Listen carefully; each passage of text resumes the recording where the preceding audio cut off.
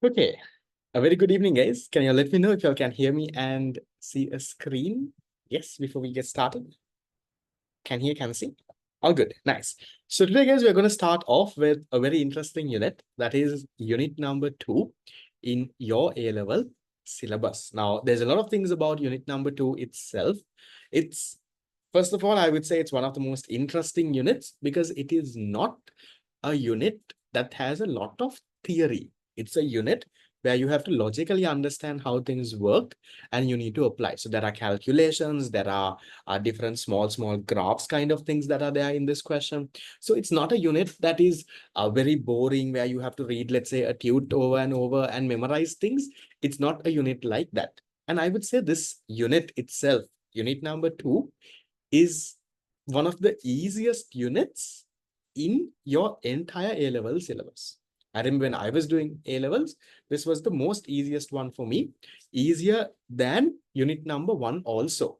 But you have to logically understand the unit. You need to know how things work. So today we'll start and we'll get going. So today's class, I opened it free to anyone. So my paid students plus anyone else who is there can definitely come and join. It's the first class for unit number 2. Now, the good news about unit number 2 is it is not connected to any previous unit. Okay. And right. So unit number 2 is not connected to any previous unit. So even if you don't know, let's say unit number 1, you will perfectly understand unit number 2.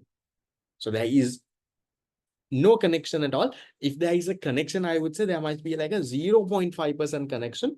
But even without unit number 1, you will perfectly understand. So that is why we are learning now for the first batch of students who joined somewhere around in June, July. Right? For y'all, not June, July, I think around May, June. For y'all, we have completed unit 1. We are now moving into unit number 2. For the new batch, y'all, we are somewhere in the middle of unit number 1, and we are still moving into unit number 2. So no matter where you are, even if today is your first class learning econ, you have never attended anything, you will understand perfectly well. So most of y'all by now, I'm guessing, should have the unit 2 printed tute with you. You need to have the file, the printed tute, and the parts in it. I will let you know what and what is there inside. Some of y'all would have not got the printed tute yet. The reason that some of y'all would have not yet got the printed tute is 1, you have not paid the fees yet. 2, you have paid the fees, but you have not filled the registration form.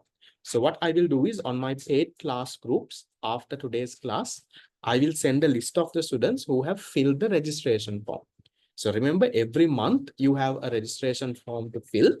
Only once that registration form is filled, you will get access to the recordings of that unit, and also you will get the tutes. So far for all those who have filled, by tomorrow, we will sort your unit 2 recording access. And also the tutes have been sent, I think around 2 weeks ago, which most of you all should have got by now. If you have still not got, we'll check and see what has happened, where the issue is, and we'll sort that out quickly. So today for the first class, even without a tute, you can perfectly understand. Don't worry too much. What I want you, even for those who have a tute, what I want you to do is I want you to get an A4 sheet as well. Okay, right. So let me share my screen. We'll get started. And I want you to check whether you have these elements inside your file, right? These small tutes. So inside your main file for unit number 2 that you would have got, please check. You should have a main theory tute. Right? That is one thing that you need to have. You need to have a main theory tute. Apart from that, you need to have a unit 2 workbook kind of a thing. Is that there? Yes. Do you have a workbook kind of a one? Yes, right. So then apart from this, you should also have a big past paper tute. A past paper tute, not just for unit number 2, unit number 2 and 3 both together, because 2 and 3 is kind of connected, Lavan. We'll learn 3 later on, but you have that main past paper tute. I think the past paper tute itself is around the 40 odd pages that has a lot of questions. Okay. Then Do you also have the unit-based exam? The unit-based exam that we will do it at the end. Even the unit 1 exam, we haven't done it yet. We will do it, don't worry. Then you need to have the main tute. This is the covers no. So one thing that I have forgotten to include, Lamai, in the unit 2 file is what? What did you not see in the unit 2 file? The paper for the short note, right? So my printing people have forgotten to sort it out. So it was not printed, but don't worry too much. The short note paper, Lamai, is anyway a blank paper, right? So what you can do is, if you can buy a A3 paper, right, from a bookshop, if you can get a A3 paper, get a A3 paper. If not, get 2 A4 papers. So it's similar to the last unit number 1. Unit number 1, when you got the short note paper, it's an empty paper, it's nothing is there. So if you can get an A3 paper and fold it into 2, then that will be your short note tube. Or else, if you can't find the A3 paper, get 2 A4 papers. A4 sheets almost everyone should have. No, get that. When it's time to make the short note, I will let you know when to do it. Cool? Right. The answers for the homework sheet. Let me send. I'll maybe add it to the LMS unit number 1. Okay. So now we'll come into unit number 2. So unit number 2, Lamai, is called market forces and elasticity. It's a very interesting unit. It's about, Lamai, something called demand and supply. In unit number 1, we talk about something called price mechanism. You don't have to know that. But under that, there is something called demand and supply. That's what we will learn in this unit. Any guesses about how many questions do we get? How many marks do we get from this unit? Unit number 2. If you take your past paper tute out, open your past paper tute out and see, Lamai. MCQs is unit number 2 and 3 both together. So you roughly get, right? You roughly get around 4 to 5 MCQs. Okay? In terms of MCQs, that is in paper 1 from unit number 2, you get around 4 to 5 MCQs. So 4 to 5 MCQs, that is around 8 to 10 marks. Okay. So in terms of marks, that is 8 to 10 marks. And also you get one entire essay question. So in your paper 2, A-level paper 2, and okay. In your A-level paper 2, you get one entire essay question, that is question number 2 in your A-level paper. Now, earlier in the A-level syllabus, now if you all know, Lama, in 2019, the new syllabus was released. So before 2019, that is 2011 to 2018, from unit number 2 and 3 both, they gave only one question. Because earlier unit 2 and 3 was one unit. But now what they did is they split it into 2. So now you get one entire question from unit number 2, one entire paper 2 question from unit number 3 as well. So in your A-level paper, if you see from 2019 onwards, you all have the past paper tute. From 2019 onwards, question number 2. So that's a 20-mark essay question that definitely comes from unit number 2. So that means unit number 2 gives you how much? Close to around a 28 to 30 marks. This unit that we are going to start off today. So 28 to 30 marks is a lot of marks out of your 200 mark paper. So 30 marks can 15% of your 200 mark paper comes from unit number 2.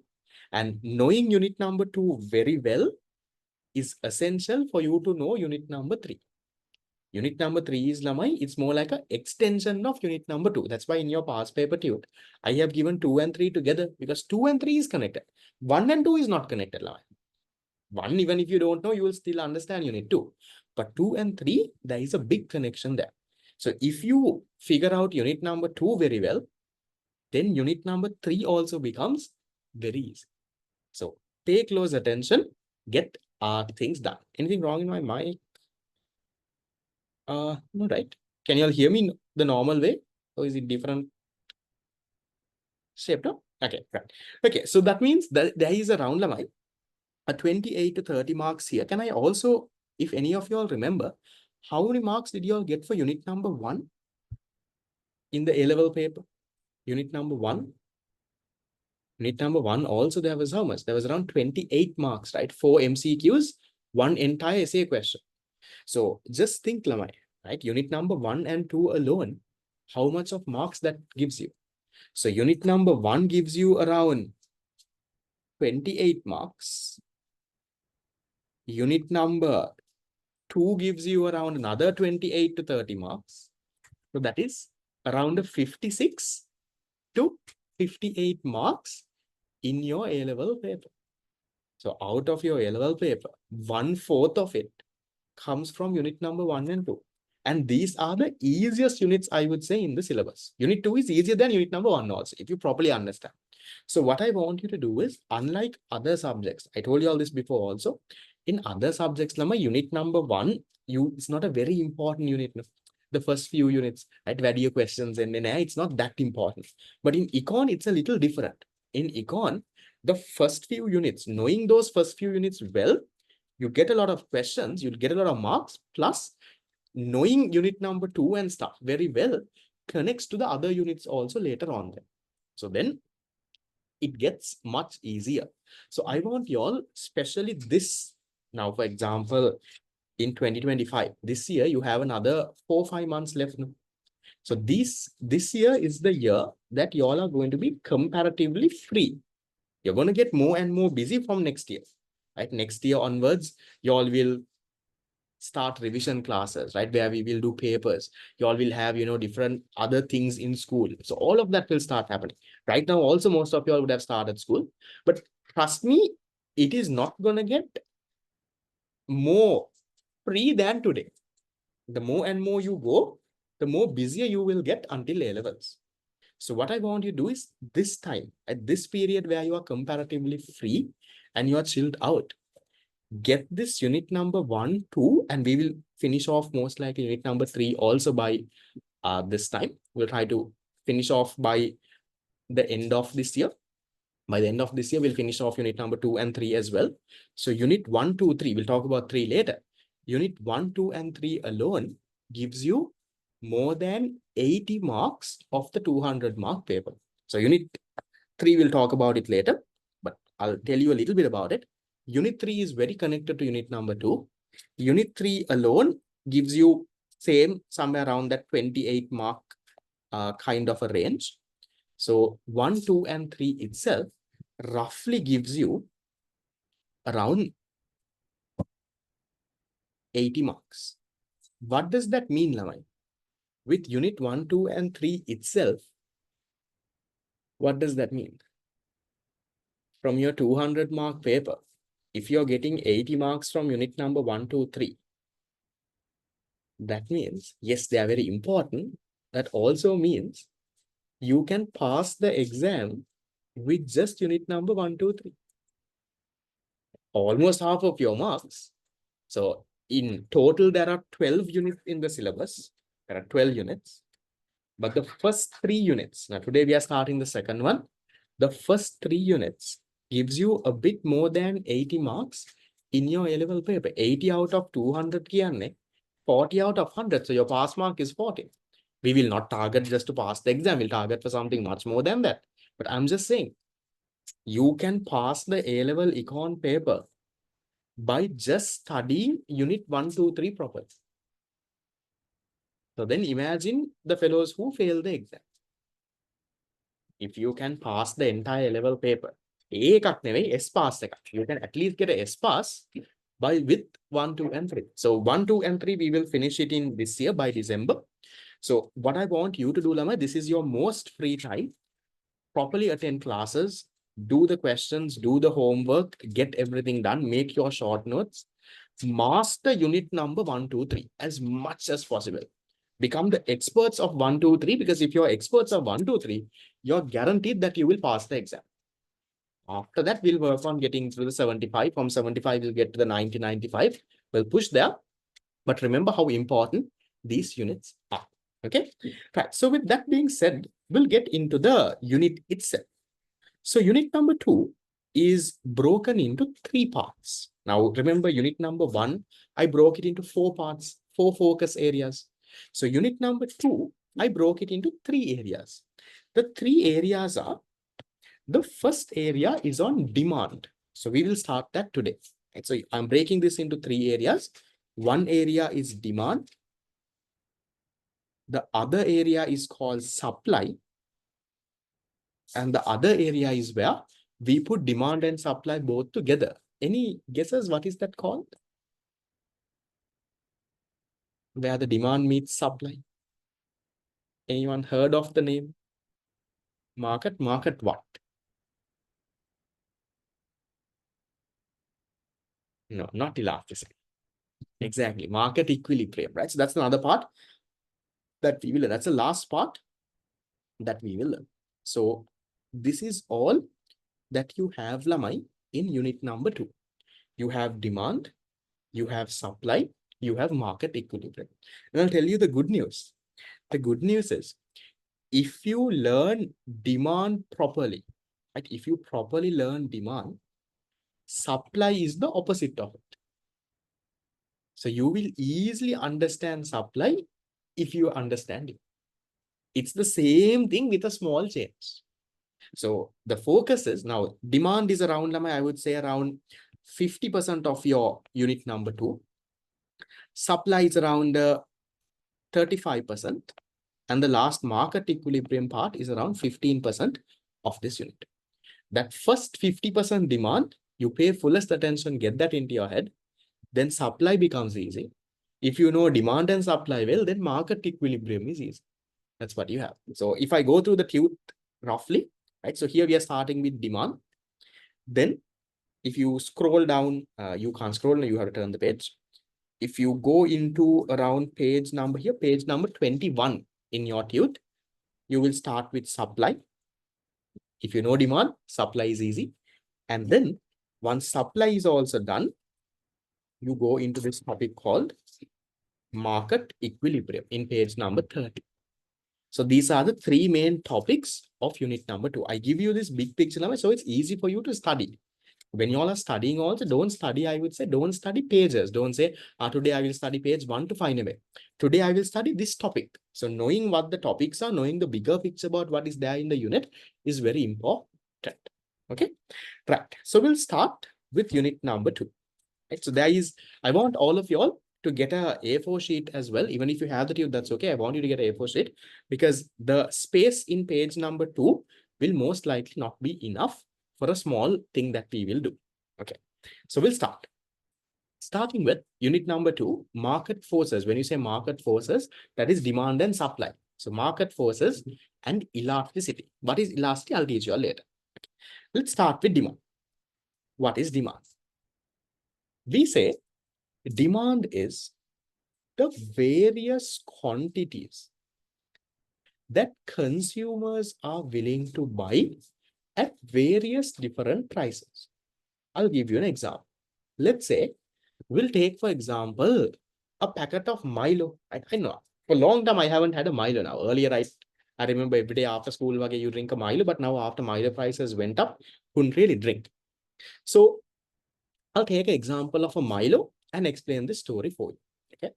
Let's say, Lamai, if a packet of Milo, if the price of Milo is 100 rupees, let's say, for a month, I will buy my quantity demanded.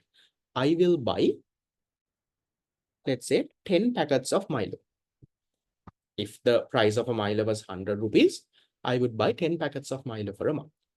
If the price of a Milo was 150 rupees, let's say, I will buy 8 packets of Milo. Just an example, just some random numbers up. If the packet of a Milo was, let's say, 200 rupees, let's say I will only buy 6 packets of Milo. Now, that is what you call demand. What is demand? At various different prices, how many units consumers are willing to buy. At various different prices, how many units consumers are willing to buy. So when the price was 100 rupees, I was willing to buy 10 packets of Milo. When the price was 150, I was willing to buy 6 packets of Milo. Sorry, 8 packets. When the price was 200 rupees, I am now willing to buy only 6 packets of Milo. What is that called? That is what you call demand. So look at the definition here. I am saying the various quantities, right? Different 10, the 8, the 6, the various quantities consumers are ready to buy at various prices. When the price is 100, how much are they ready to buy?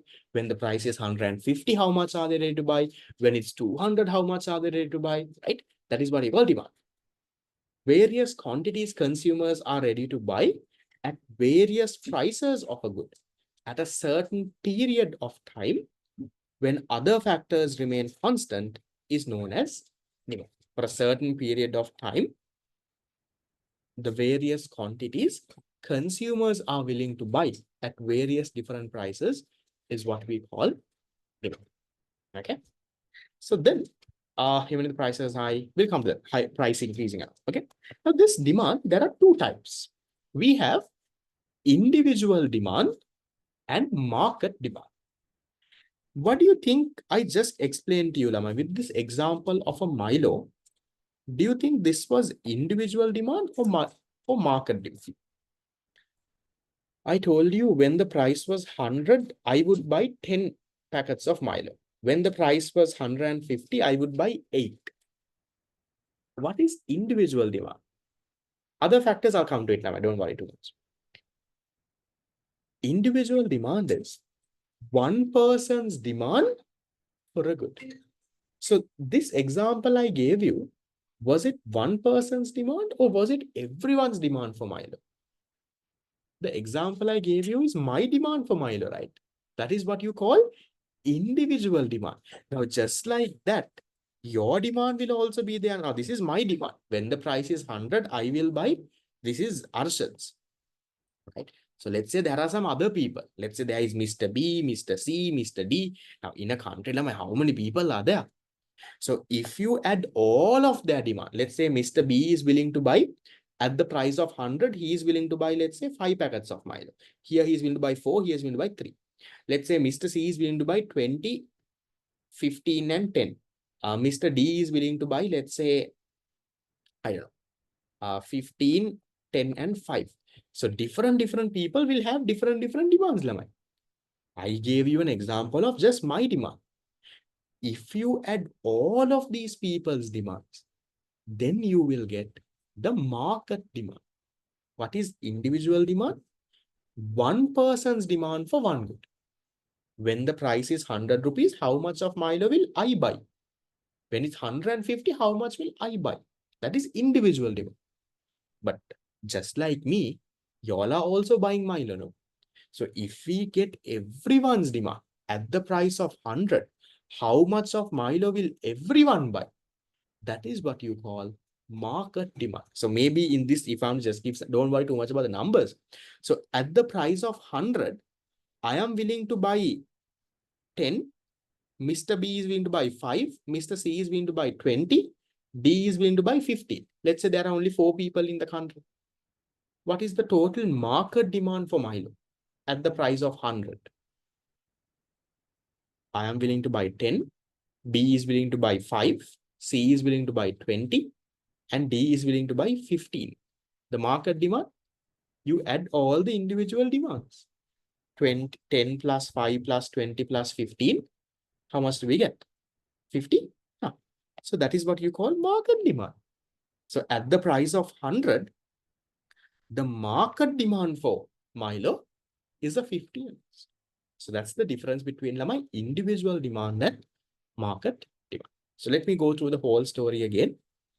What is demand?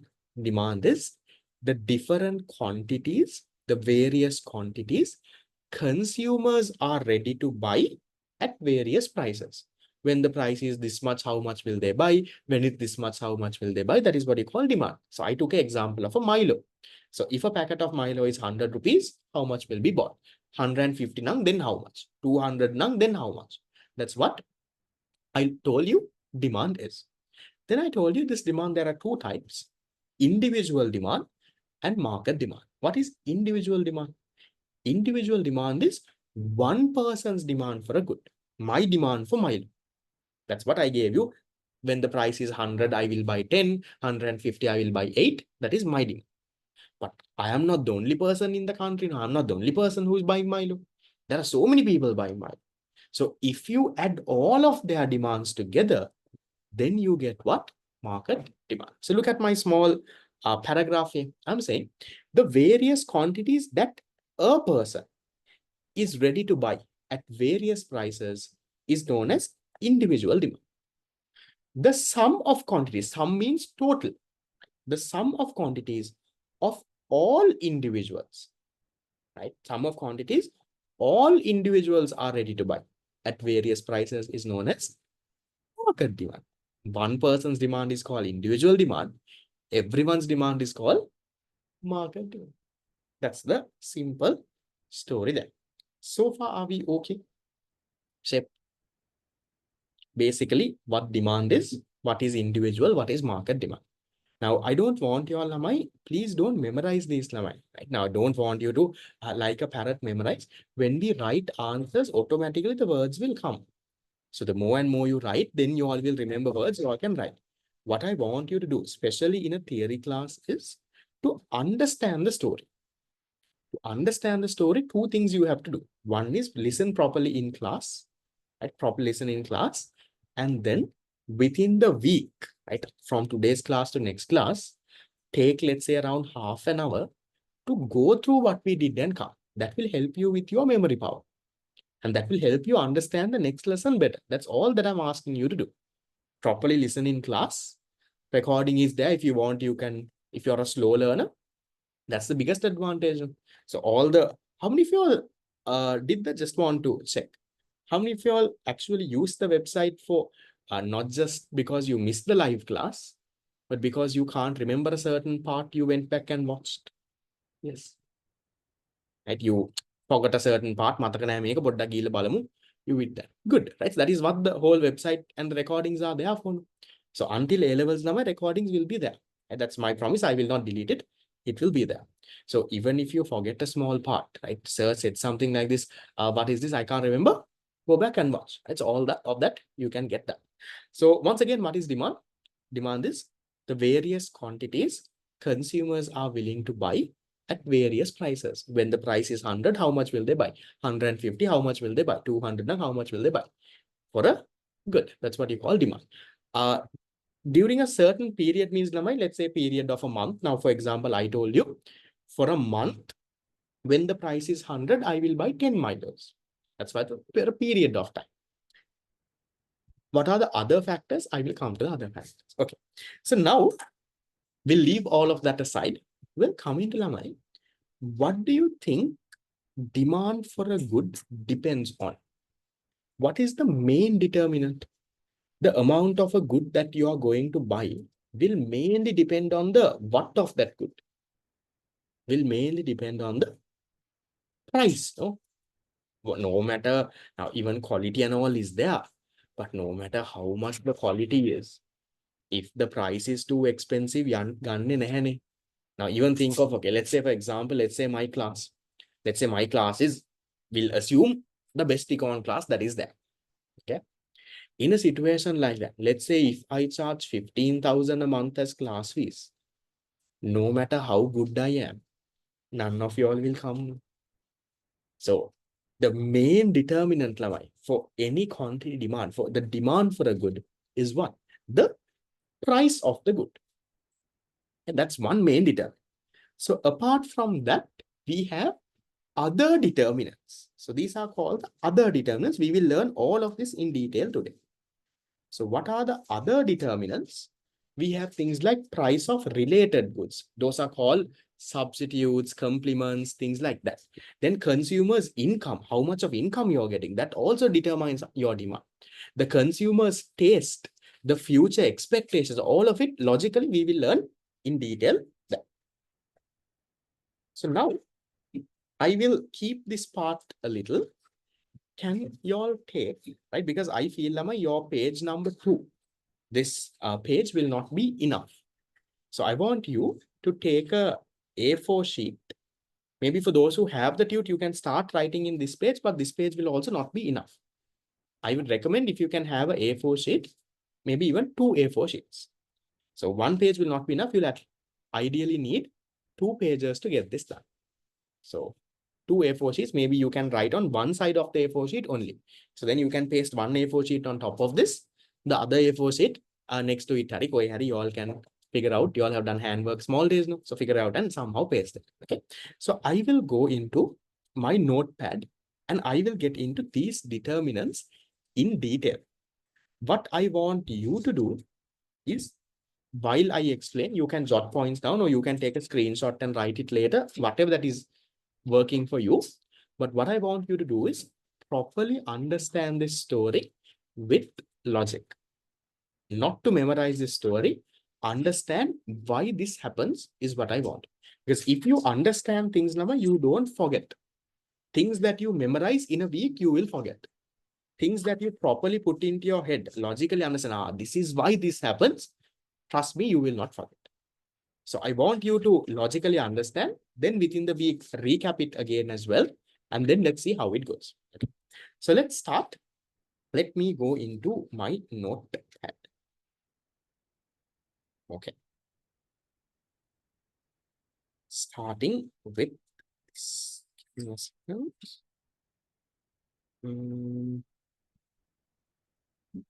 Okay. We're going to learn the determinants of demand. What I want you to do is have two A4 sheets if you can. And I usually prefer A4 sheets. If you want, you can have a foolscap also. I usually like it when there are no lines. Sometimes I know the lines go at then, but the fact that there is no lines means it gives more space for creativity. It can, you can, that's why even in your short note, I don't put the lines and give, not that I can't put the lines and give. I don't put the lines and give, so it's, you can be more creative. You can, draw stuff, do all of that. You can have a few colored pens, maybe a highlighter or two, sticky note if you all want. So make that page that you're writing, make it as interesting, nice as possible. Okay, right. So we are going to study the determinants of demand. What factors determine the amounts of a good that you buy? Determinants of demand. You all are going to help me with this. All of it, I am going to get the answer from you without me telling you the answer. Okay. Can you all tell me, based on your tute that you have, what is the first determinant, or what did I tell you the main determinant of demand is? What is the first one? It's the price of the good. So we say, Lamai, price of the concerned good.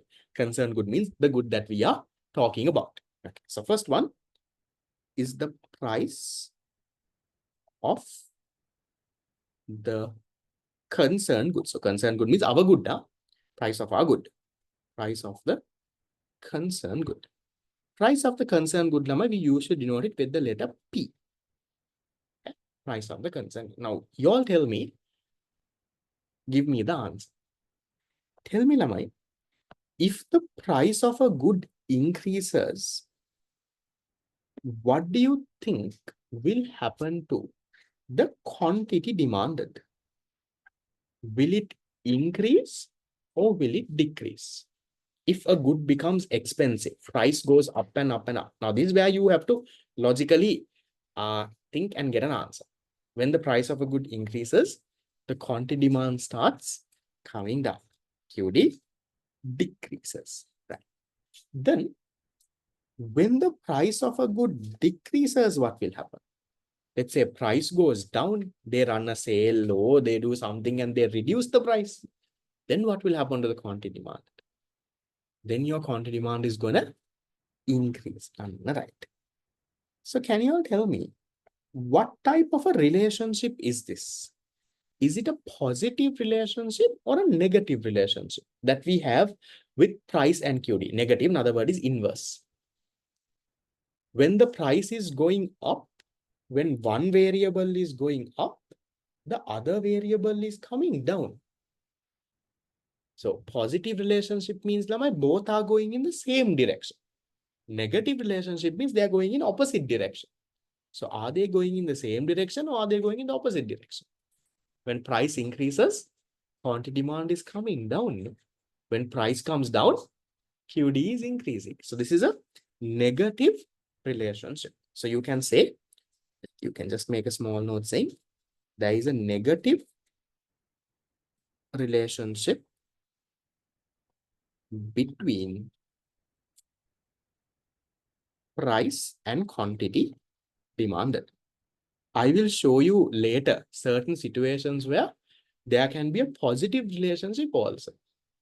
For now, don't, but mainly remember there's a negative relationship. I'll show you certain situations. There are certain goods. When the price goes up, people will buy more of that also. And we'll talk about that later. That's another interesting one. Right. That is the first one, a very easy one. Now we'll go to the second determinant. What do we have as the second determinant in your tube? Price of what? Price of related goods. Now, what are these related goods? Let's talk about. Price of related goods. Okay, we denote this number with the letter PN. You can jot this down in that A4 sheet that I told you, or else later on I will, you can get a screenshot and you can write it later. So the writing is not the most important part, it's the understanding part. If you want, you can write it with me. If you want, you can write it later, that's up to you. But make your note very colorful and nice, like how I do it over here. Okay. Now, when you take related goods, there are two types of related goods. Anyone knows what are the two types of related goods? One related good is what we call substitutes. Recording, yes, I'll make it available, don't worry. Right. So one type of related good is a substitute. Substitute what? Substitute. The other one is what we call a complementary good. You have a substitute good and a complementary good. Let's learn what these are first before we get into the relationship. Can you tell me what is a substitute? If I ask you, what is a substitute for tea? What is a substitute? You all will say Munad. Coffee, milk, right? So what is a substitute then? Milo, yes. A substitute is a good that you can consume instead of another. Instead of this, you can get that. It's like an alternative, exactly. Instead of this, you can consume that. That is what you call a substitute. So what's a substitute? A good that can be consumed. That can be consumed. That can be consumed instead of another. Instead of this one, we can buy that one. In other words, like most of you all said, you can say alternative. It's an alternative. Instead of this, we can buy that. Now let's try to understand how the price of a substitute connects with your demand. I want you to logically think. Okay? Think logically, give me an answer. I'm not going to give the answer. I will get the answer from you. I want you to think logically here. Let's say, Lamai, we'll take, there are two goods. Let's say our good is, what do you want? Okay, so our good is Anchor milk powder. Most of you all, I guess, buy Anchor. So our good is Anchor milk powder. So we are buying another every month, every week, we buy Anchor milk powder. Can you give me a substitute for Anchor milk powder? Now you have Ratti, Maliban. Now there are this one, Diamond. Okay, we'll take Ratti. Most of you all told me Ratti. Okay. So now, remember, what is falling is the price of the substitute. You all tell me, if the, now our good is what? Our good is Anchor. Okay. If the price of substitute comes down, in my example, that is Ratti milk powder.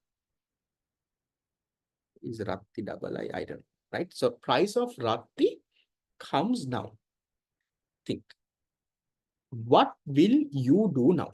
Let's say earlier Anchor and Ratti are both 1,000 rupees. You're buying Anchor. Now Ratti has become cheap. Ratti is the substitute. Ratti has become, let's say, 700 rupees a kilo.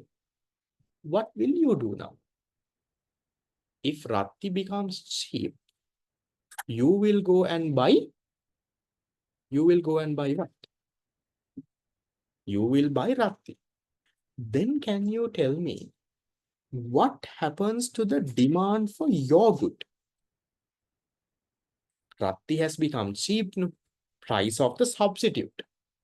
Substitute has become cheap. Anchor price has been changed. Now, if anchor prices change, that is the first one. No? Price of the good itself changing.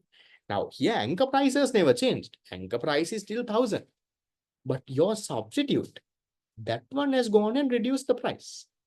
So if that one reduces the price, more people will go and buy that. So you tell me what happens to the demand for our good? That our good is our concern good. Our concern good is Anchor. Demand will come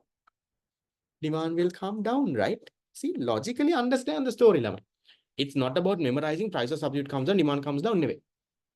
So when the price of the substitute comes down, and when the substitute becomes cheaper, people will go and buy that. Then the demand for your good will come down. Okay, now I'll take another example. Take an example of my tuition classes. Right? Let's say I am teaching econ and there is another teacher teaching econ. Let's say that teacher and me, we were both charging 3,000 rupees a month. That teacher went and reduced his class fees to 1,500. Now what will you all do? I didn't change my class fees. My class fees is 3,000. Price of my good never changed. But because that teacher reduced his price, what can happen to my demand? What will some of you all now do? Some of you all might start going to that class now. Some of you all will move there. So then what will happen to my demand? My demand will come down.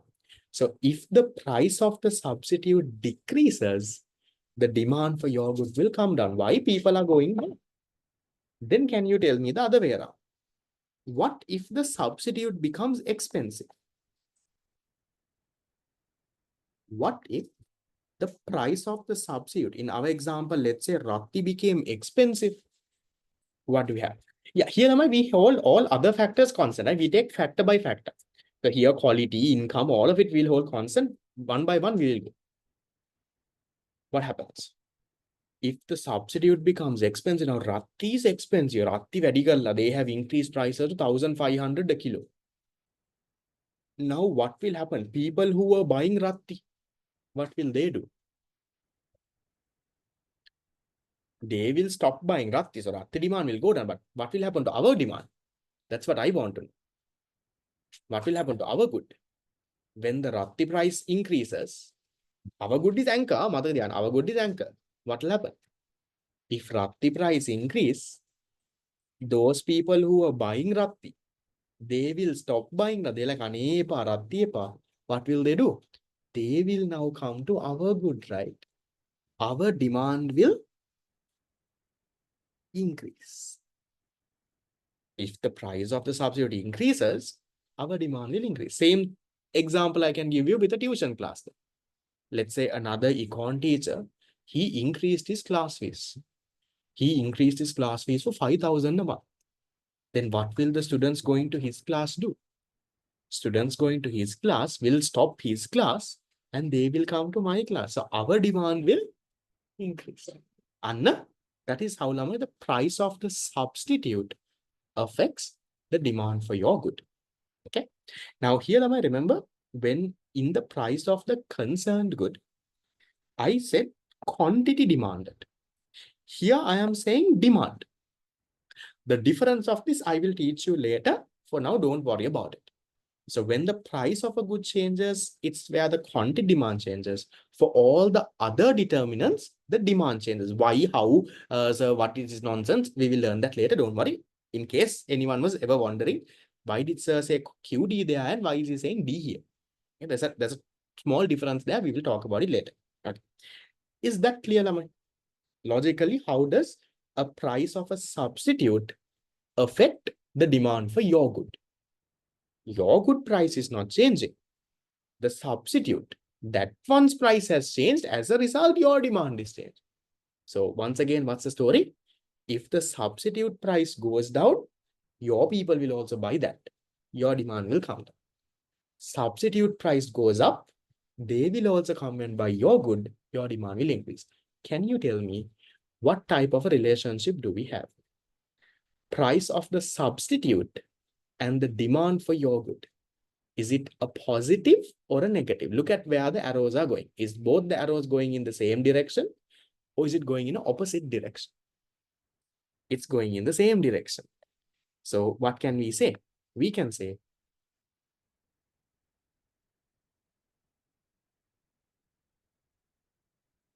price of substitute and demand has a positive relationship. When the price of the substitute increase, the demand for your good will increase. Okay, right. Then that is a substitute. We'll keep substitute for a while. We'll go into complement. Okay, once again, what is a substitute? A substitutor is a good that can be consumed instead of another good. And that's a substitute. What is a complement for that? Can I explain first one? First one is the price of the good. Right? That's a very easy one. When the price increases, people will buy less of that good. Price increase, QD will come down. Price decreases, QD will increase. Okay. What is a complementary line? What do you all think? Substitute is instead of this, I can buy this scalar. What is a complement? A complementary good is a can we use concern good or no? Concern good is our good lamai. Complementary good is another one. What's a complementary good? A complementary good is two goods that are consumed together. Okay. What is a complementary good? Two goods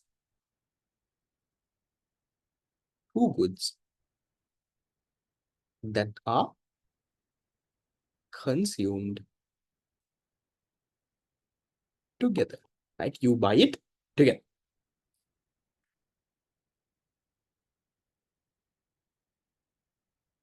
But what if I want negative? Is whether a relationship is negative or positive is not based on this line. Whether a relationship is negative or positive is see whether both arrows are going in the same direction. When one variable decrease, is the other one also decreasing? That means they are going in the same direction. That's why we say positive relationship. When this one is increasing, this is also increasing. Positive relation. If both the variables are going in the same direction, we say positive. Positive doesn't mean it has to increase. Even if both are decreasing or both are increasing, we call it a positive relationship. Okay. Right. So then, can you all tell me two goods that are consumed together? Examples. When you buy this also. What? When you buy this, you buy that. Milk powder and tea. Pen and ink. Tea and sugar. Phone and a cover. Jam and butter. Shoes and socks. Right. Brush and toothpaste. Shampoo and conditioner. I know. Boys, I know we have. Right now, I actually have a conditioner. My wife has a conditioner. So I have one shampoo. My wife has around 5 items. She has something called body butter. She has body cream. She has a what? There is so many stuff in the washroom. There is a body scrub කියලා එකක් තියෙනවා, body wash තියෙනවා, body wash is normal, body wash තියෙනවා, shampoo තියෙනවා, conditioner තියෙනවා. After all of that, she puts some oil also on top of it. So I also sometimes use some of those items in the washroom, right? So I have a shampoo though. I don't use soap to my head. I have a shampoo. My shampoo nang then I buy a big bottle for around 4 or 5 months. That bottle is in.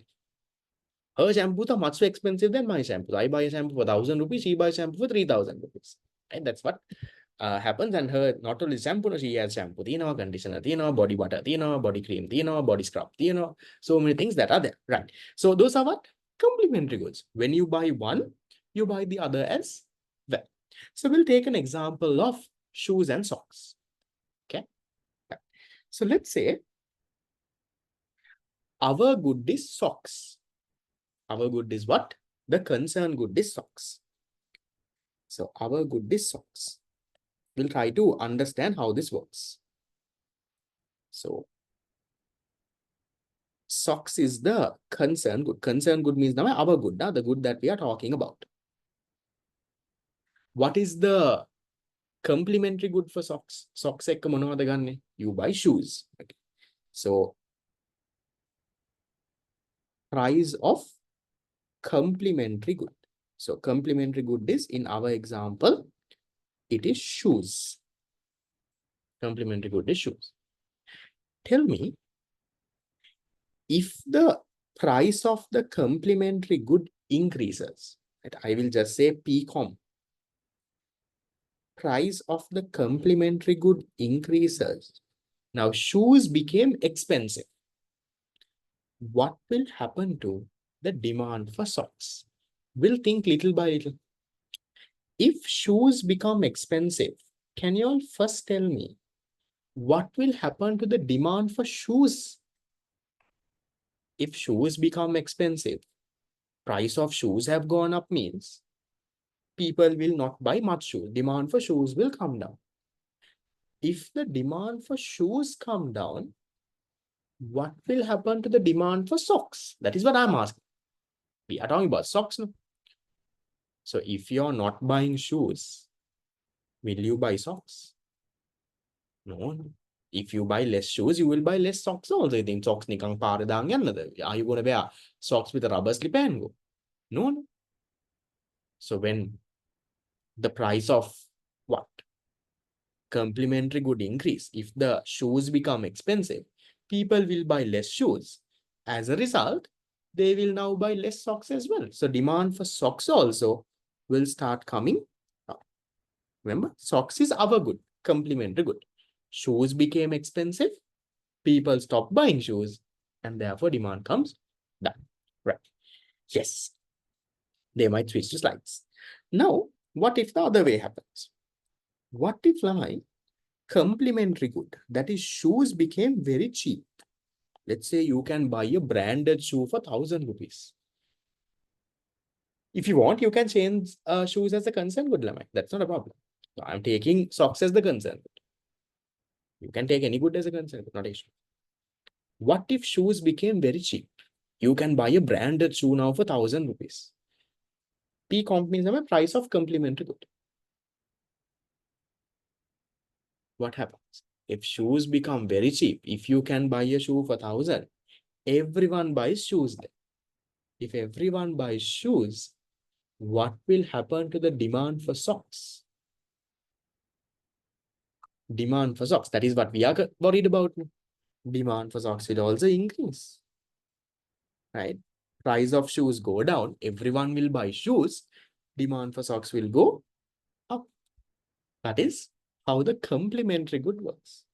I'll give you another example. Can you tell me, Lamai, what's a... Yes, concern good means our good, right? Complementary good is the good that is bought along with our good. Okay. Now, the first one I taught you what is concern good. Concern good can our good. Okay. So here our good price is not changing. The complementary goods price is changing. I'm telling you, as a result, what will happen to our goods demand? So if our good in my example is socks, we are selling socks. Okay. We are selling socks. The complementary good I told you is shoes. If you want, you can switch the two around. So maybe we are selling shoes, complementary good is socks. Still the same story works. I am telling you, our good is socks. That means think of you are a person selling socks.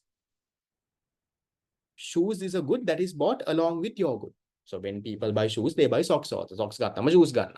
Right? It's a complementary good. Two goods bought together. So I am telling you, if the price of the complementary good increase, if shoes increase, what will happen to the demand for your socks? You're selling socks. If the price of shoes increase, people will buy less shoes.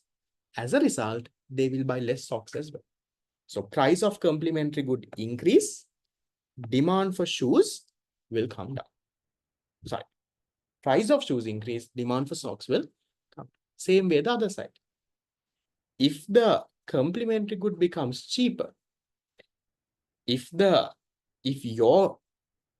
shoes become cheaper, people will buy more shoes, so demand for socks will go up. Concern good is our good, Lama, the good that we are analyzing the demand for. So concern good is our good, the good that we are selling and we are analyzing the demand for. Okay, right. Then can you tell me what type of a relationship do we have over here? Is it a positive or a negative relationship? When the complementary good becomes expensive, demand for your good is coming down. So there is a negative relationship here, no?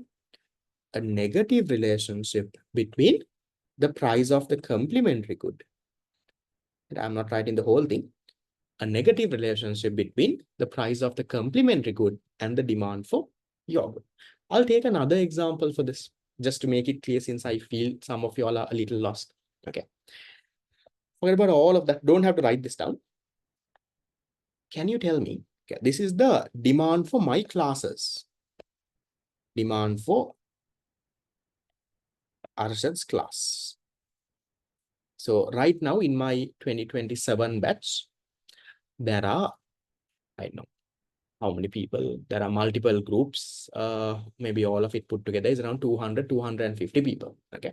So let's say there are 200 people, 200 students coming in my 2027 batch. Okay.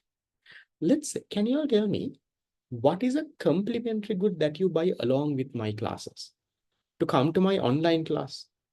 Along with my online class, you have to buy something else also. No, tute nang I give you for free. No, you think tute ganne? What else? Internet. You all have to reload, put a data package, hari, Wi-Fi, hari, something. No. Right. So we'll take internet. Pens and pencils also is there, are devices also there. We'll take internet as an example. Okay. Right now, let's say 1 GB of internet is 100 rupees.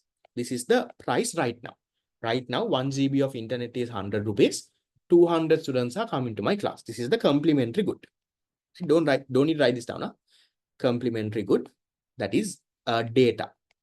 Data is the complementary good. Now, I didn't change my class fees. My class fees is still 3,200. I kept my class fees as it is.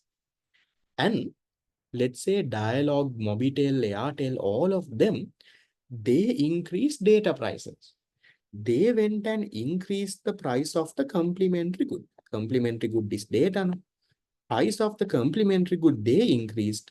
1 GB of internet is 500 rupees. 1 GB of internet for 500 rupees. If that happens, what do you think will happen to the demand for my class? I never changed my price. My price is still 3,200 class fees a month. Logically, give me an answer. Don't give me with a question mark. You tell me. If data prices go up, 1 GB of internet is now 500. Now you all don't get data. No? Right? Your father and mother is scolding you. Piece to the data ganna so expensive. Right? Go to a physical class. May piece to the online yanne. This is so expensive. Bus take yanne. Right? So what will you do? If data becomes very expensive, you all might switch to, you all might stop putting reloads and all, and you all will stop online classes. You all will go to a physical class. So what do you think will happen to the demand for my class? Do you think there will be 200 people coming now? So now let's say there is only 150 people coming. What happened? When the price of data went up, right? Data is my complementary good. The demand for my classes came down. So logically get the story, Lama. It's not about memorizing that. If the complementary good becomes expensive, people will stop buying the complementary good. As a result, they will stop buying yours also. When data is very expensive, some people will stop putting data. Then they can't come for class also. My demand for class will also go down. What will happen the other way? Let's say if the government comes and announces, right? Government comes and announces they are going to give free internet for everyone. Or let's say they announce they are going to give 1 GB of internet for just 10 rupees. What do you think will happen? Complimentary good dekේ price එක they bought it down so low. 1 GB දෙනවා 10 rupees වලට. What do you think will happen to the demand for my class? 1 GB 10 rupees වලට දුන්නම now everyone මේ පොඩි එකක් දාගන්නවා data package. So now everyone tries to come to a what? Online class. Much cheaper than going in the bus and මේ traffic එකේ ඉඳගෙන කට්ට කාලා ඔක්කොම කරනවට වඩා it's much cheaper now to come for an online class. So what happens? The demand now, let's say there are 400 people coming to my class. Yes, even for gamers also. So if the price of the complementary good comes down, what happens? The demand for your good will come down. Price of complementary, demand for complementary. We don't talk about the demand for the complementary good now. Here we are talking about the demand for our good. So when the price of the complementary good comes down, demand for the complementary good will increase. That I don't care. I am talking about if that changes, how will my demand change? That's what we are studying. We are talking about determinants of demand. What determines the demand for my good? So in my example now, my good is classes. One thing that determines the demand for my classes is the price of the complementary good. That is data. If data becomes expensive, demand for my class can go down. That's what I'm saying. Price of complementary good increase, demand for my good will come down. If data becomes cheap, price of complementary goes down, what will happen? Demand for my good will go up. So that's the story there. Is that okay? Clear? Makes sense? Logically get the story, Lama. Don't memorize anything, but take some time to put the recap it again. Right now, sometimes you will now remember in 10 minutes, you will forget. That is okay. First time nidama. So after the class, product take some time. Think about sir said something like this. Understand that, and then you will be fine. So don't worry about remembering now. Remembering part, that for that you need multiple going through. So don't worry about remembering, worry about whether you understood the story. If you understood the story, then that is it. Right? If you have forgotten lamai, then I productive recording is there. Again, you can see that is fine. So I will erase this. Dun, dun, dun, dun, dun, dun, dun, dun, dun, dun, dun, dun, dun. Okay. Yeah, this lesson is very interesting, Lama. I would say this is more interesting than unit number 1. This is more practical than that. Some letters in the bracket, what does it mean? Letters in the bracket here. That is the usual short form that we use to denote it. Price of related goods, we don't with the letter TN. Okay. Right. So second determinant is also done. We looked at price of the concerned good. We looked at price of related good. We'll do the third determinant and then I'll give you a small break. What's the third determinant in your kit? Apart from the price of your good, the price of substitutes, price of complements, what else? Cork seed which it's complementary good. I'm not sure anymore. Okay. So third determinant that we have is this is done. Third determinant you have is the price of consumer income. Third one is consumer income. So consumer income, we denote it lama usually with the letter Y. In economics, income is denoted with the letter Y, not with the letter I, because I is used mainly for investment. So consumer income is determined. For income, we use the letter Y. Okay, that's why the letter Y is there. So you all tell me, how does it work? For a normal good,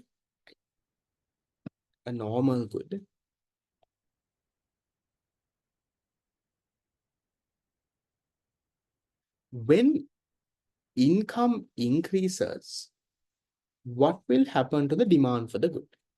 Think, your father got a promotion now. Your father is earning double the salary.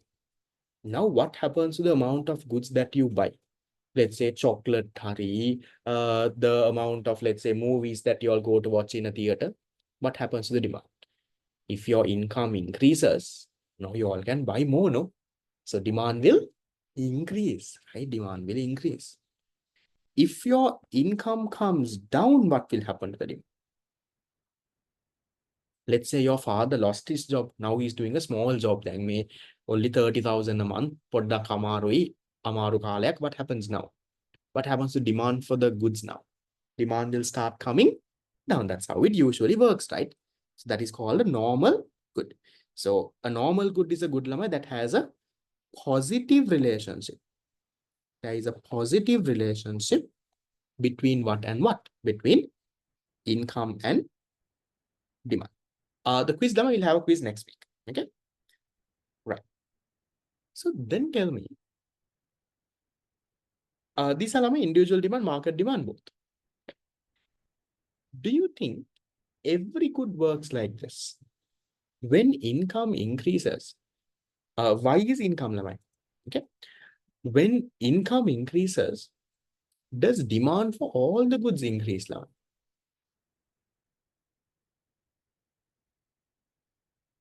There are certain goods that it can go the other way also. Usually, yes, usually when income increases, you all will buy more. No? Demand will go up. I'll give you another example. Right. Let's say the demand for ceiling fans. Mona fans, the ceiling fans. We call this namai a inferior good. Let's say right now, right? Different goods also, I will quote that later. Let's say namai an example of now in your house, you all have 5 ceiling fans. We'll say one in the hall, in the rooms, you all have 5 ceiling fans in your house. Now, in a situation like this, your father's income increased. Now, your father, let's say, was earning 200,000 a month. Now he is earning 500,000 a month. Let's say he got a promotion or something, his business is doing well. Now his income increased to 500,000 a month. My question to you is, what will happen to the demand for ceiling fans now when your income increases? Practically think and tell me. Will you all now buy more ceiling fans and put one in the bathroom and put one in the kitchen and may eliye wattet ceiling fan dana? What will you do now? I'll come to what is inferior good. What will you do now? What will you buy instead now? If your father is earning 500,000 a month, then ceiling fan වැඩක් නෑනේ. Now you're posh.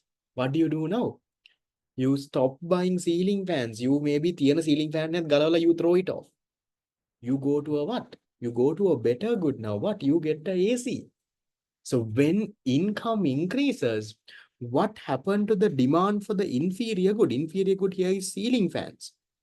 What happened to the demand for ceiling fans?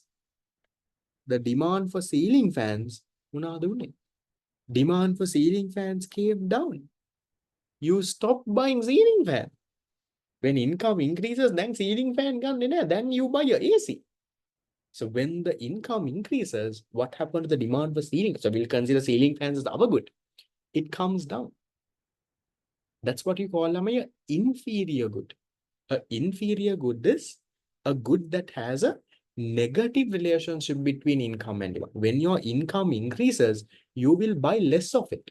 I'll give you another example. Think of something like, how many of you all use Astra margarine at home? Maybe even solar pan, yes. Astra margarine. Now, we also have Astra margarine. Okay. If your income increases, let's say your family is now earning more, what would you do now, Lamai? Astra margarine ගන්නවද? Is there something else that you can buy? What would you do? You might switch to a better one, right? Maybe butter, Anchor butter, hari, Flora butter, hari, maybe even cheese. You will switch to those. You see, when income increases, the demand for margarine will come down.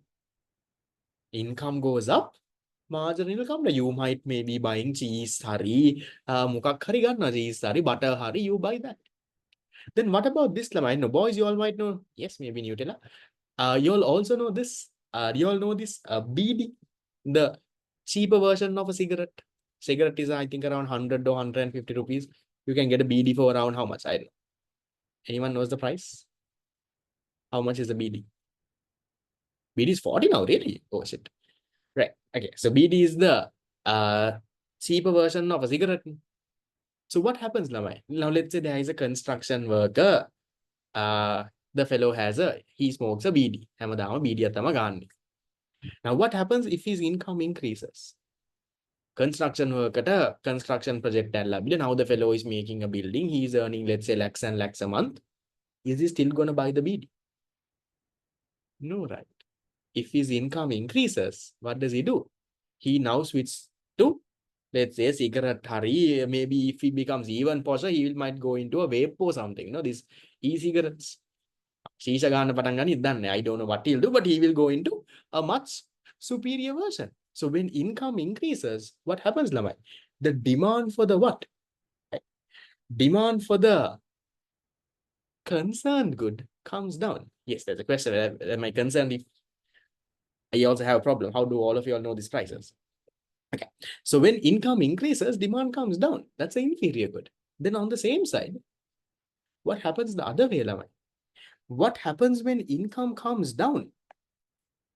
When your income comes down, now let's think of a fellow who was smoking cigarettes. Let's say the fellow was smoking cigarettes now. Now he lost his job. Then what does he do?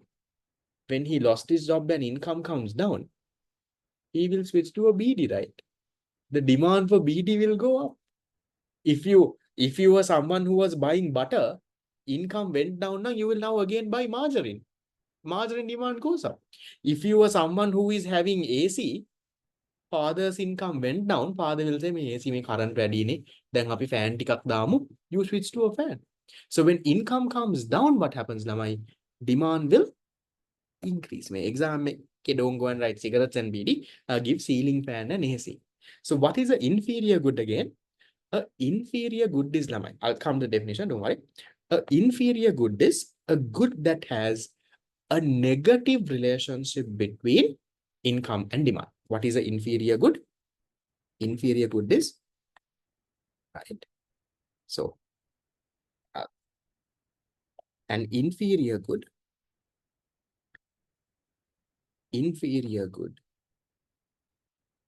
is a good that has a negative relationship. I'll write short forms, between income and demand. Then if that is the case, what is a normal good? If an inferior good is a good that has a negative relationship between income and demand, a normal good is a good that has a positive relationship between income and demand. That's how you define a normal good. So normal good right lamai. A normal good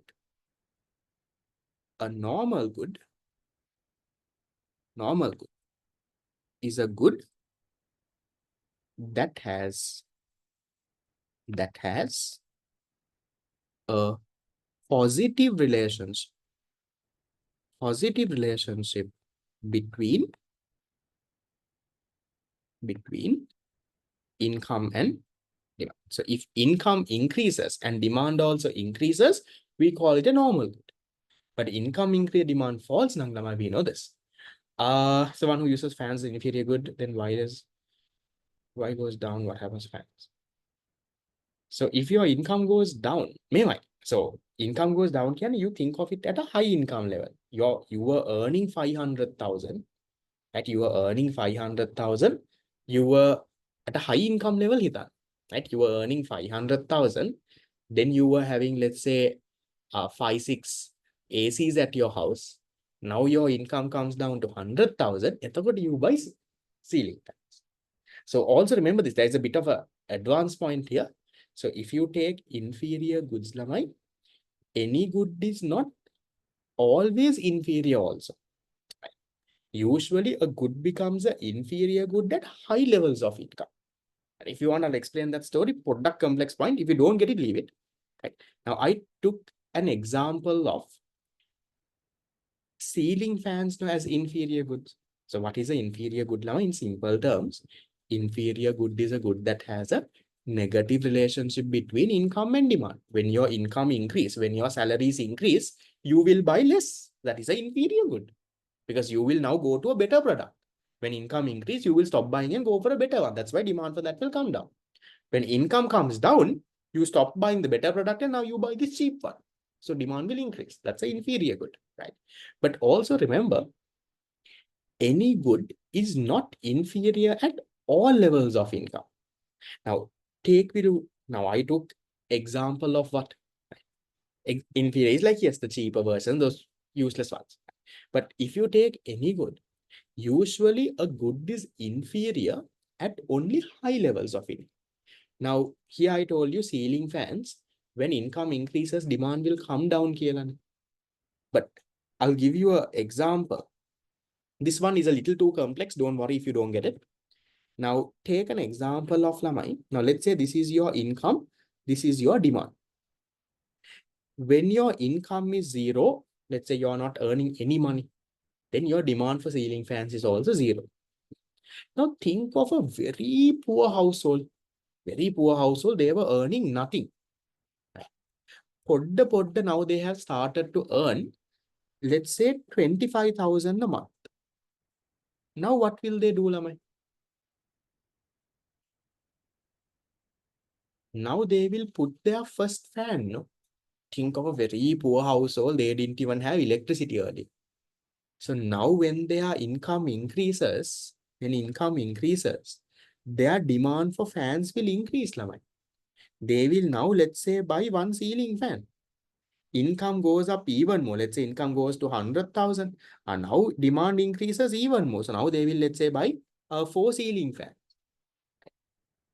After a certain point, my demand will not change. Now, when your income increases to, let's say, 100,000 to 150,000, 150, 200, still you're buying the same amount of ceiling fans. But at high levels of income, let's say now you're earning 500,000. Now what happens? If you're earning 500,000, now Lamai, the demand for ceiling fans will start coming down. So at this point only it is inferior. So always remember, any good is an inferior good at high levels of income. When you say inferior, negative relationship between income and demand. So at high levels of income only, when income increases, demand for ceiling fans will come down. For a very poor person, may current what nati ගෙදරක. For him, lamai, when income increases, he will buy more fans. Then that's a normal good. Income increase, demand increase. So remember that. The takeaway is an inferior good is not inferior at all levels of income. An inferior good is inferior only at high levels of income. At high levels of income only, when income increase, demand will come down. Just have that in mind. But if that is too complex, you can just forget about it. Yeah, AC will become a normal good when this one ceiling fans become inferior. Okay. Right. So let me summarize the story again. The third determinant of demand is Lamai, consumer income. Okay. Consumer income, usually what happens? When your income increases, I don't worry about the graph, Lamai. When your income increases, what happens? You will buy more, no? Usually for anything like that. No? If your father's salary increases, you all will buy more and more of that good. No? So when income increases, normally you all will buy more, demand will increase. When income will come down, you all will buy less, demand will come down. That is what you call a normal good. So usually that is how it works. When income increases, demand will increase. But there are certain goods that it doesn't work that way. Those are what we call Lamai inferior goods. There are certain goods, when the income increases, you will buy less of it. Those are called inferior goods. Like, for example, ceiling fans. When income increases, you buy less ceiling fans because you buy a AC. When income increases, margarine, you buy less extra margarine, you buy butter. income increases, demand for margarine comes down. Then BD, income increases, the fellow will stop smoking a BD. So that's a negative relationship. So that is what you call an inferior good. When income goes down, they buy more. When income goes up, they buy less. So usually there is a positive relationship. Now in your paper, if they ask you, what is the relationship between income and demand? You say positive. Huh? Talk about a normal good.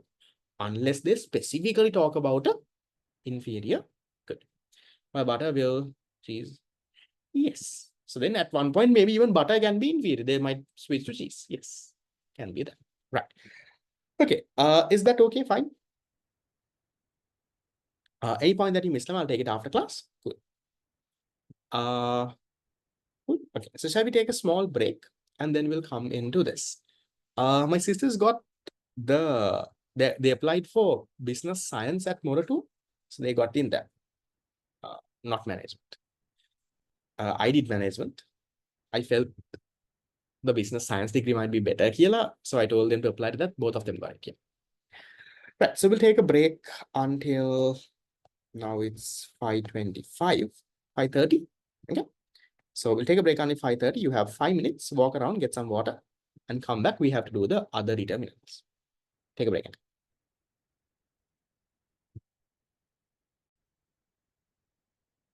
Okay, so we'll get started, Lama, with the next part of it. Right. Can you go to any uni? We'll talk about unis, Lama. So uni entrance and all of it will work, depends on your results that you get.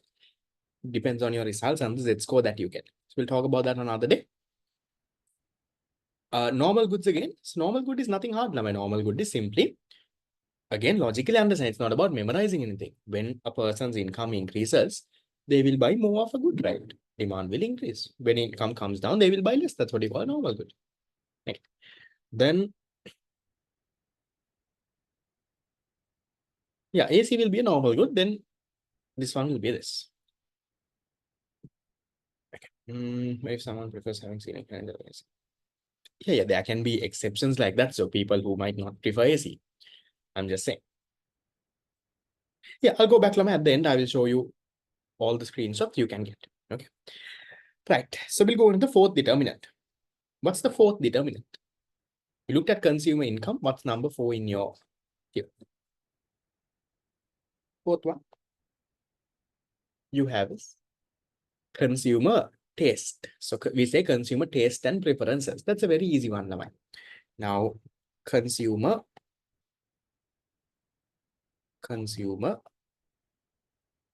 taste and preferences. So consumer taste and preferences, we denote it with the letter T. Now, this one is actually not a very complex one. When a consumer taste and stuff, what the consumers like. Now, sometimes because of advertising, now because of branding, right? Sometimes, consumers, get attracted to certain products. Now, for example, even take something like the iPhone. So even now, when you go to buy an iPhone, people sometimes don't care about the price. They don't care about price of substitute Samsung key other Meva key other. They don't care about the income. What they want is a brand name maker. And that is what people are attracted to. No? So that is consumer taste and preferences. So consumer taste and preferences, you can't say increase or decrease. What we say is favorable, unfavorable. So if there is favorable consumer taste, what will happen? If you have favorable consumer taste, demand will increase or decrease. Let's say something like, yes, some people might buy it. So off also, demand will increase, right? If people really like it, then that is like the trending thing, demand will increase. Now, what if you have like, let's say unfavorable taste, let's say that is going out of trend, that is like, if you like, what does happen? What happens then? When there's unfavorable consumer taste, demand will start coming down. Now, this also, this consumer taste kind of thing is influenced a lot with marketing as well. Now, that is something that I also would have realized, especially when it comes to, let's say, tuition classes. Now, tuition classes, I'll tell you on my end, I personally, for the last 5 years, I have never boosted, right? paid marketing on Facebook, Instagram. That I have never marketed, boosted a flyer for the last 5-6 years. So ever since I started classes, I have never had sponsored ads running on Facebook and Instagram. Not at all. One was, I remember once my account got blocked. After that, I didn't create a new account also. I never bothered about it. So instead, what I do is, whatever money that I can spend on Facebook and Instagram marketing, I use it to give it to my students. And that is why now, even when we started unit number 1, I gave you all the first month for free. And I told you come for free, I gave you all tunes. So maybe the money I could have used for that. I thought it would be better I give it to my students.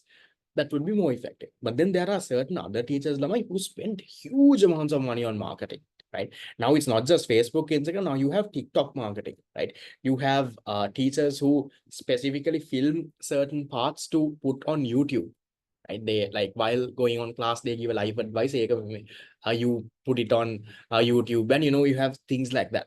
So you have crazy levels of marketing that goes there. So as a result of that, there are students that go for those classes also. So it's that consumer taste gets influenced sometimes with advertising as well. And again, another industry that this consumer taste is very important, Lama, is for something like the fashion industry, clothing, shoes. So you have to, no matter sometimes, Lama, even the price, so all of that doesn't matter. You have to be trending, no?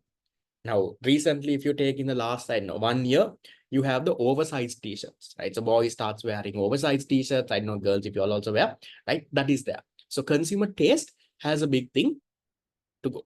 Right? This baggy, oversized, I know for me, I don't have that many oversized. I have one t-shirt that I got from someone. Apart from that, because I know it looks very weird on me. Personally, I prefer normal t-shirts. That, or maybe I'm a little too old for those oversized ones, but most of them wear, no? That is consumer taste, Lamai. That becomes trendy. Maybe 1 or 2 years down the line, that goes out of style. And also, Lamai, how many feel? I know boys now, earlier, Lamai, now for these sports and all, we wear short socks. No? But recently, have you realized now you all wear long socks? When gym normal it comes almost until your knee also. And socks. So those are consumer taste. All of a sudden, something like that becomes a trend. So when you have that as the trend, yes, you have different brands as well. Favorable consumer taste, demand goes up. Unfavorable nama, demand comes down. Okay. Yes, slides. That's another one. Yes. Then what's number 5? 4 is easy, nothing big, nothing complex there. Number 5, we have, yes, girls also might be there. Number 5, determinant of demand, future expectations. Right. Now, this is an interesting one. This one I want you to properly understand logically. So when you say future expectations, Lamai, expectations, I would have given it with the letter EX. Yeah. Taste and preferences, same kind of the same thing now. Again. Here, not really positive here, not bad. I think it's now you don't say consumer taste increased here. That's why I didn't say positive, negative. I'm just saying favorable, unfavorable. Okay. Right. Now, when we talk about future price expectations, listen carefully. We mainly talk about Lamai, future price expectation. Listen carefully, understand this logic. We'll take the iPhone. Future price expectation. So right now, the iPhone 16 is there. And we have the iPhone 16 in the market right now. In another couple of months, the iPhone 17 will be launched. Yes, 16 is a little expensive. It's there. 17 will come out in another 2 months. So basically, now you all are normal consumers.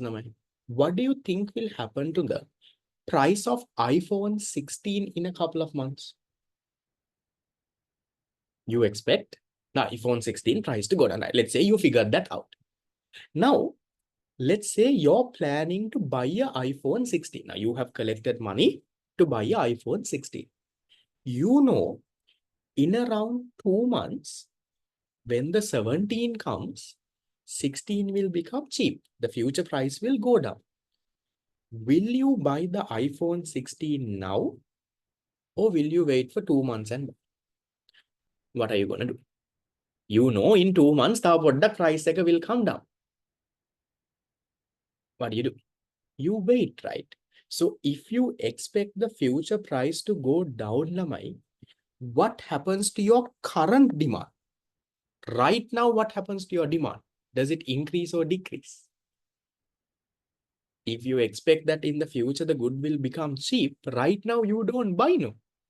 You wait for the future. So right now, your demand will come down. When we talk about demand, we talk about current demand. If you expect the future price to go down, right now no one is buying. You're like, "Ah, product Now, isn't that the same story with vehicles sometimes? Now, even people who would have collected money to buy a vehicle, they're like, product product buy, product. You do that, right? Because you expect, in the future, maybe 1 year now, product buy. It'll go down a little bit more. So you don't buy now. So now your demand comes down, Lamai. If you expect the future price to go down. But what about the opposite? The opposite, a good example I can give you is petrol. Now, sometimes the government comes and says, from midnight tomorrow, what happens? From midnight tomorrow, fuel prices will increase. From midnight tomorrow, fuel prices will increase. So then in the future, tomorrow, petrol, diesel prices are going up. What do you do right now? Tomorrow, on the petrol, diesel, let's say by 50 rupees, it is increasing. What do people do right now? Right now, everyone goes and does what? Everyone goes to the fuel and they try to go to the station and they try to pump. So what you have? You have huge queues in the fuel station. All of them are crowded by the price වැඩි. So everyone tries to go and pump up full tank now. So if you expect the future price to go up, what happens? The demand right now will increase. And if you all saw the, we'll come to gold as well. And if you all saw the special seminar series flyer that I shared for the 2025 batch, I'll give you an example of that also. That special seminar series, I'm covering around 8 topics. I'm starting it on Saturday. Now, on Saturday, the problem is, everyone registers last moment. Last moment register because now, even the people who are working, I can't expect them to work 24 hours. No. Saturday seminar people pay Friday night. Now, I can't ask usual my normal people's working times are from 9 to 5. No? So you pay the class fees on Friday night at 10 o'clock. Seminar is on Saturday morning. And who is going to add you to the group? Who is going to send you the tute? Who is going to give you access to recordings? So for that reason, what I did is, I gave them an early bird discount. I told them, anyone who pays and registers by today the early bird discount is over. If you pay and register by today, then it is 2,500. If you pay tomorrow or day after or something and register, then it is 3,500. So what do they do today now? They know tomorrow price of the seminar will go up. Future price is going up. What do people do today? Everyone tries to register today itself. So because they know if they register tomorrow, price will go up. Tomorrow register 3,500 given because then it's hard for me also. I have last moment it's very annoying for me. So I told them, right, there is a discount. If you want to come early, pay and register. See, because they know that the future price is gonna go up. Right now, everyone is registering. Then they keep on paying. So that's what they did. Right. So I put it on Wednesday because then that gives me 2 days to sort everything and to add everyone to the groups and access, and it takes more thing. So that's the story there, right? So future price expectation. If you expect the future price to go up, demand will go up. That's the thing there. Yes, the cartoons for the flyers were mainly from this news cartoons. Yes, right now I think they are around 200, 250 fellows registered. We'll see how it goes. Probably by night, I have registration sometimes. If I give a deadline, 11:59 World Cup given a cut now, 1 minute before the registration. Okay, right. So is that part okay, like future price expectations? If you expect the future price to go down, right now you won't buy. You will wait and buy later. So right now demand will go down. If you expect the future price to increase, right now itself you will try to buy. Then demand will increase. So there is a what type of a relationship here? Yeah, this is a normal goods now. Normal goods, we only talk about income now. For other stuff, no. So there is a positive relationship between this and this. Positive relationship between future price and the demand for the good. Okay, what are the others? Others are easy. After this, what do you have as number 6? Number of buyers and the composition. So for this, I'll take my class will number of buyers. Who are the buyers of my class? Buyers. And the buyers of my class are my English medium, local A-level students. Y'all, right? So what happens? If the number of buyers increase, let's say now more and more students lamai are doing, right? More and more students are doing English medium A-level economics, right? Number of buyers and the component. The number of buyers doesn't just mean population. Nah? Just because the population increases, I will not have increase in demand. Those fellows have to do A-level econ, English medium. Then only number of buyers and the composition, the proper composition increases. If that happens, Lamai, what will happen demand for my class? Now, right now in Sri Lanka, Lamai, there are around, yes, I'll come to this one. Right now in Sri Lanka, there are around, I would say 5,000-6,000 students doing English medium economics. They do econ in English medium for A levels is around 5,000-6,000. Now, what if composite means now the age group and all of it? So now what if now this 5,000-6,000 becomes 10,000? What can happen to the demand for my class? Now there are 5,000-6,000. Now 10,000 students are doing English medium A-level econ. So if the number of the buyers increase, the demand will increase. What if it goes the other way? What if the government has now, instead of, let's say, something like economics, they have come up with some other interesting, more solid subject. If that happens, now everyone is going and doing that. Or let's say, English, everyone is going and doing it now, Sinhala medium. So if the number of buyers come down, demand will start coming down. Yes, and also, I think I told you all this before as well. The decision that you've taken right now to do this in English medium, trust me, is one of the best decisions you ever made, especially if you switched from another medium to English. If you are doing from English, then anyway, English. If you switched from, let's say, Sinhala medium or Tamil medium, you're coming into English now, trust me, that's the best decision you will ever make. Initially, it will be a little hard, right? But later on, you will realize how beneficial that is, because later on, any degree that you do will always be in English. You go for a job interview, you'll have to talk in English, presentations in English, your office works in English. You might talk to people in Sinhala, but office එක document එකක් ළමයි සිංහලෙන් type කරන්නේ නැහැනේ. Uni is English ළමයි. Even local universities, everything is in English. Huh? Do you think Colombo Uni management they teach in Sinhala? No. English medium. So the problem, you will see this, especially when you go into a local uni, you all will see lamai, so many people from Tamil medium, Sinhala medium who comes in university, they don't understand. Because in uni lamai, me A-level class wage, me water tute dila, a pass papers karavala, they don't do that, no. In uni lamai, lecture comes, even before it was like that, right?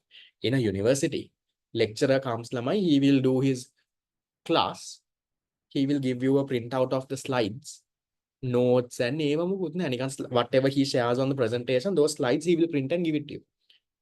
So while he explains, you have to make your own notes and you'll have to do all of that. So there they will have a certain speed. Things are much complex than A levels. Yeah, sir, can you repeat, sir? Can you do this, sir? Even a recording, right? You don't have nonsense like that. Whether you go or not, it goes completely in English. So I've had so many people in uni, 3 years, smart people, done in Sinhala medium. Now, it's like this, just because you do in Sinhala medium, that doesn't mean it'll be always hard. But you need to know the English. There are no Sinhala medium students who know English. But there are certain people, lamai, they don't know English. They are so bad at English, they come into a local uni or any uni. It's so difficult. Even first year, first semester, they fail. Not because they are stupid, because they don't understand the language. Now, all of a sudden, imagine lamai, for 14 years, hamadama you write in Sinhala. Every exam you've done in Sinhala. Every paper you've done in, let's say, Tamil. All of a sudden, in university, they start teaching in English, you have exam in English. How do you do? So that is why some degrees, like for example, law and some arts degrees, for the first year, they allow it to do in English, in Sinhala. First year, but most other degrees, it's only English. In some ones, they just allow you to do in this thing, that's there. So that's the story there. I mean, that's how it works. So the fact that you're doing it in English, trust me, that's the best decision that you're ever making. Other streams also mostly English. I'll tell you how you can use the page. Textbooks also, you will have recommended readings. So recommended reading, they'll give around 5-6 textbooks if you want to read. So they don't teach the exact thing that's in the textbook. And they will give you some random stuff. Read this if you all want. That's how it is. Island ranks, yes. I got island rank. I was like top 50 in the island. You can. Not hard. Okay. Number of bias is also that. I'll come to number of bias. A little bit more point also. What do you have after this? After number of bias? Okay. So number of bias, you can say positive relationship owner. Anything after that? So anything after that, Lama, you have any other factor? So can you tell me, apart from the ones that we discussed, is there anything else that can affect the demand for a good? Other factors? Apart from the 6 factors that we discussed, anything else? Maybe things like the environment, weather, purchasing power, I'll put it under income, the quality of the goods, the, let's say, your culture, your religion, right? All of it, right? Government taxes. So many things, right? So like, let's say advertising. We can have advertising as another factor. You can have lamai weather. You can have things like what? Things like Munad, your culture, right? Culture, religion, the quality of the good. So likewise, the list goes on and on and on. But meva gave, right? Government taxes and stuff. Government taxes, subsidies. We'll learn subsidies later. So all of this can affect. Now, even external fact, like for example, COVID. Remember, during COVID, demand for masks went up.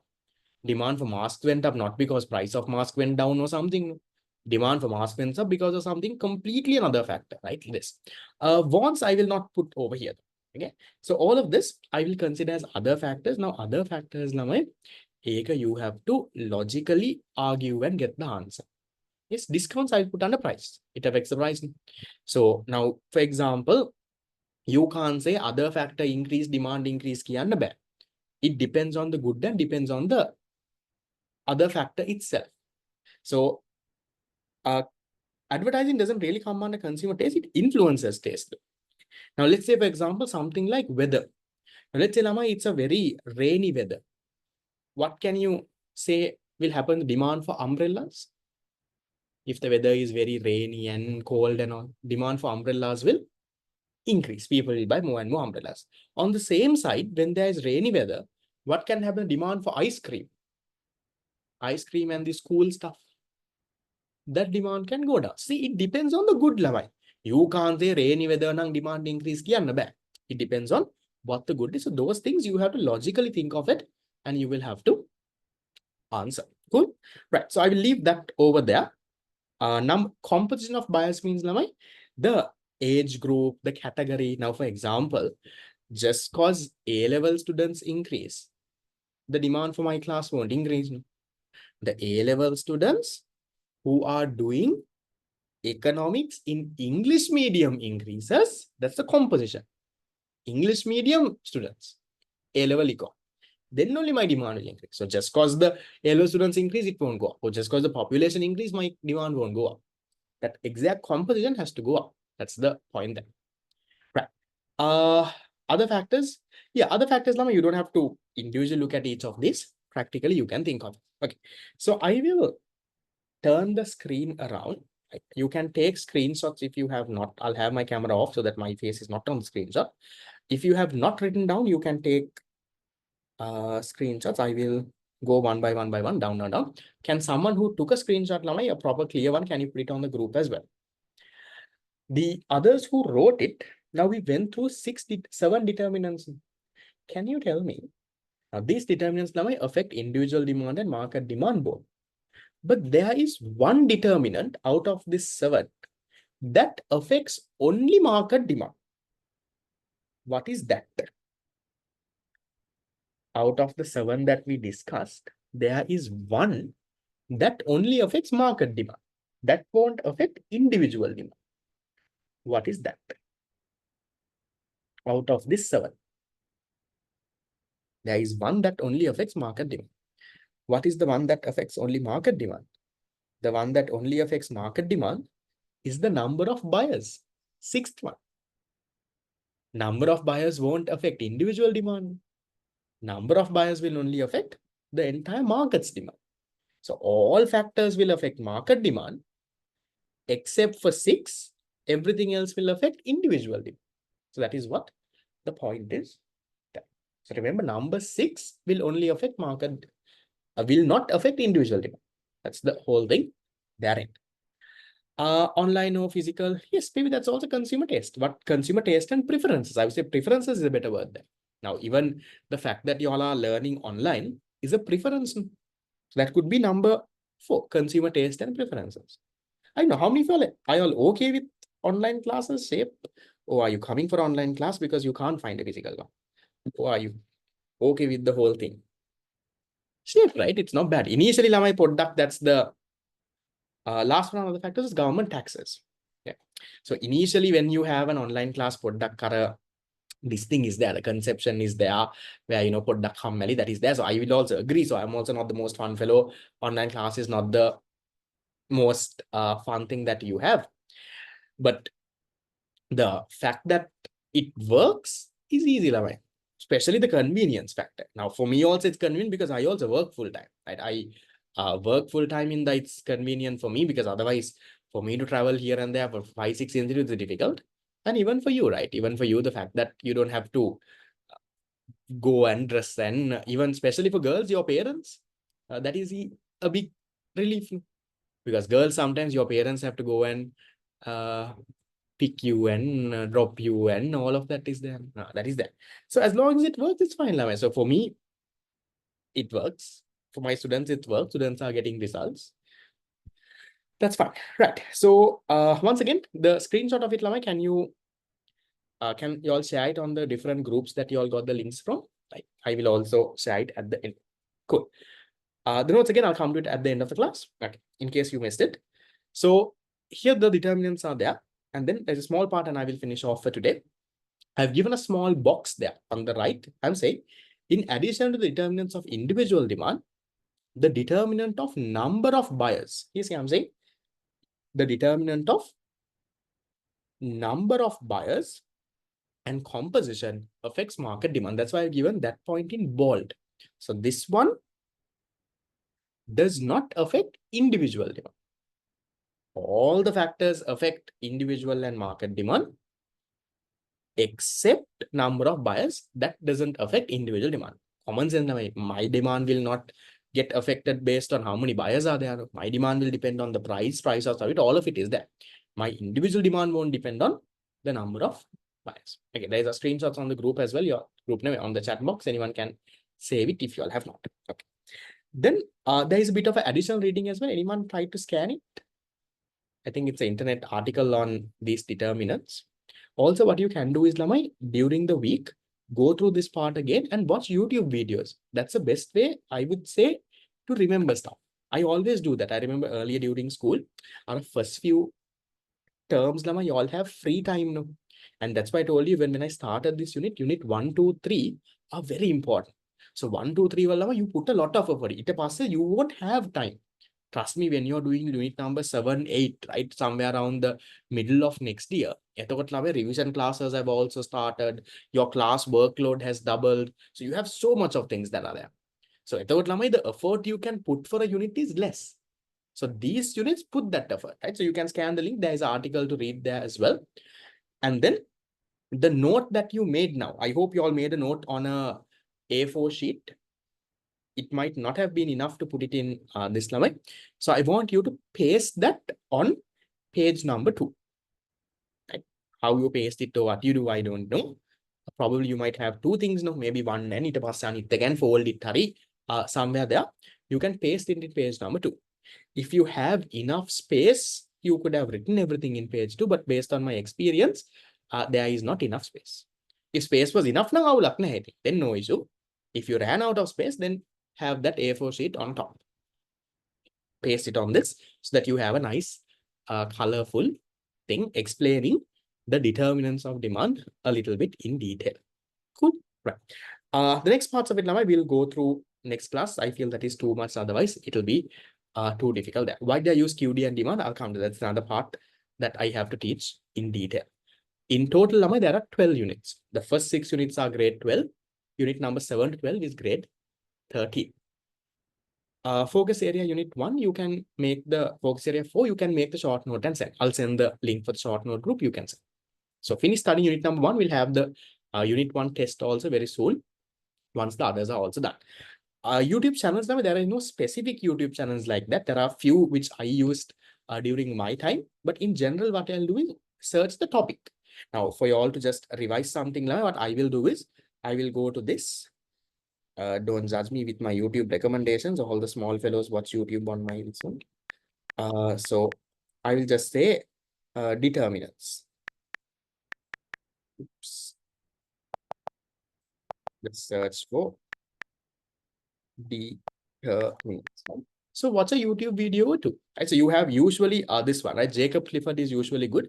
He's a little bit fast. If your English is good enough, you can, or you can put that, reduce the speed and watch as well. So Jacob Clifford is usually good. There's this person called Econ plus Dal Kiela. He's there. So there are some different videos. Now this I watched in 2017. So probably this is 8 years later. No? So there might be new channels as well. This is not to worry too much. This is just for you to remember stuff. So when you have got that same thing from, now why are you on top of going to school? Why are you coming to my class? To learn something from me and understand. And YouTube video could balan. So why are you watching YouTube video? Just to understand. That's free, no man. So product you understand, you might get a different point than what I would have told. If there's something interesting, jot it down on your tute. So it helps you with your memory. The fact that it helps you with your memory, Lamai, will be very beneficial later on. Because later on, Lamai, when you go to unit number, let's say 7, 8 and all, you won't have time to make YouTube video. There is so much of work at that point. So for now, these points, videos they are right? These, what is the demand curve? What's he talking? That is there. The cartoon video, maybe, right? I have not watched it. So you search and see. Econ plus Dal is good. I also watched Econ plus Dal, I remember. At that point, that is this guy. Econ plus Dal is this guy. Here, this 7 years ago. He's uploaded it in 2017. Demand and the demand curve. Okay. There are certain stuff that I would have not taught you yet. I will teach all those in the future classes. Don't worry. Cool. Right. So with that, we can call it off. Good job today. A few reminders. For those who have not yet got the printed tutes for unit number 2, please make sure, Lamai, that you go and fill the monthly registration form. Monthly registration form is for the iTutor students. I send you a message with the payment details. In the payment details message, at the bottom, that link is there. Every month after paying, you have to fill. For the Satya College students, I don't send you all the payment details. No. For the Satya College students, it is in your group description. WhatsApp group again, description. The link is there. Every month you have to fill. Then only the tutes will come. Then only you will get recording access. So now by tomorrow, we will sort out the recording access for unit number 2. So unit 2 will be put in a separate folder, not in unit number 1 folder, in a separate folder. So we will look at the form and see who has filled for August. Who has filled for August, we will give access. So even if you have not filled, then now you don't get access. So please make sure on your end, you get that done. Just tell your friends also, if they are in the group and not here in class, tell them to fill the form if they have not yet filled it. Right. So with that, I will call it off for today. For those who have questions, you can stay and clarify. The others, new batch people, I will see you all on Sunday. Everyone, again, I will see you all on Wednesday. See you. Bye-bye.